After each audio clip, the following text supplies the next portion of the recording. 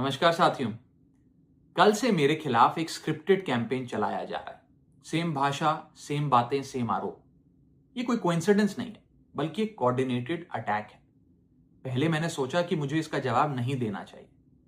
फिर लगा कि कहीं एक झूठ को 100 बार बोला जाए तो कुछ लोग मान ना लें। इसलिए मैंने सोचा कि जवाब दूं। आम आदमी पार्टी ने 3 आरोप लगाते हुए ये कहा कि इन 3 आरोपों की वजह से हम राघव चड्ढा को पार्लियामेंट में बोलने का मौका नहीं देंगे।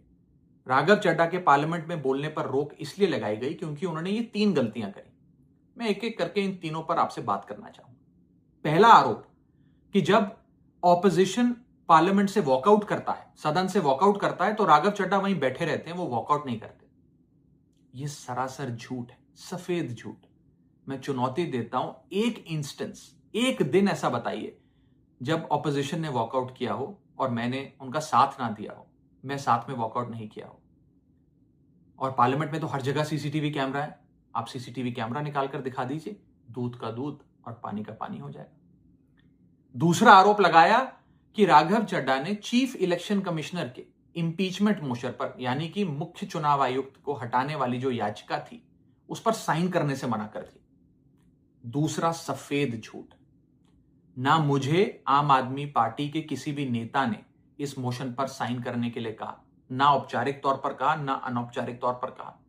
और आम आदमी पार्टी के राज्यसभा में कुल 10 सांसद हैं, जिनमें से 6 या 7 सांसदों ने इस मोशन पर खुद ही साइन नहीं किया। तो भला इसमें मेरी क्या गलती?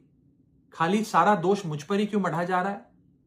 और इस मोशन के लिए राज्यसभा में कुल 50 सिग्नेचर चाहिए होते हैं, यानी कि 105 विपक्षी सांसदों में से मात्र 50 सिग्नेचर से ये याचिका पूरी हो जाती। तो इतना शोर क्यों? और तीसरा आरोप जो मुझ पर लगाया गया वो ये था कि राघव चड्ढा डर गए हैं और इसलिए वो बेकार मुद्दे उठाते हैं। पहली बात मैं बता दूं कि मैं पार्लियामेंट में शोर मचाने, चीखने, चिल्लाने, माइक तोड़ने या गाली देने नहीं गया। मैं वहां पर जनता के मुद्दे उठाने गया हूं, लोगों की बात करने गया हूं। और मैंने कौन सा मुद्दा नहीं उठाया?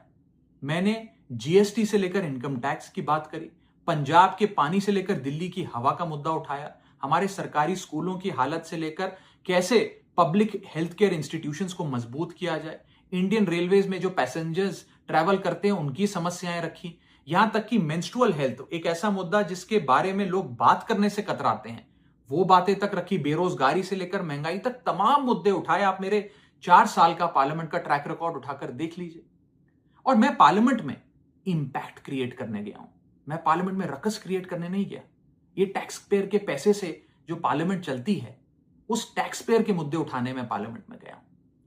अंत में मैं बस इतना कहना चाहता हूं कि जो लोग आज मुझ पर आरोप लगा रहे हैं, झूठे आरोप लगा रहे हैं, कि हर झूठ को बेनकाब किया जाएगा और हर सवाल का जवाब दिया जाएगा, क्योंकि मैं घायल हूं, इसीलिए घातक हूं।